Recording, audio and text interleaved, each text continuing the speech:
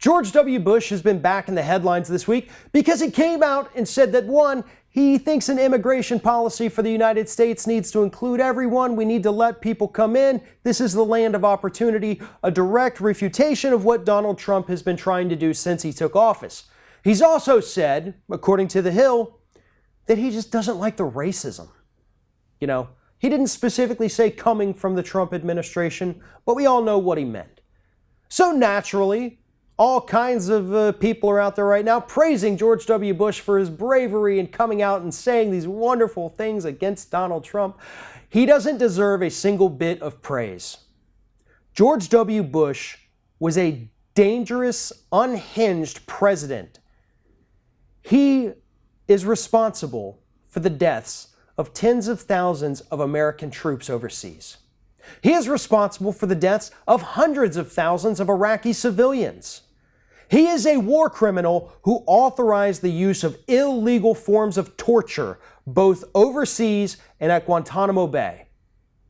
There is nothing that this man says or does that deserves any praise. He should be sitting in a prison right now, along with the other members of his administration who authorized torture and who lied us into a war that cost us thousands upon thousands upon thousands of American lives. He weakened the United States all over the world, the image that they hold of the United States. He squandered all of the goodwill that we received after the September 11th, 2001 terrorist attacks. He did that by launching a war against somebody who didn't even attack us. A war of revenge for his father and a war for oil. Furthermore, for somebody who doesn't like the racism, he is the one who helped to put the anti-Muslim mentality into millions of Americans. Most of us didn't really care one way or another before George W. Bush came along. But then he got up on his podium, he made speeches, he went around the country telling us how evil Islam is, that they're a bunch of terrorists and they hate us because of our freedom.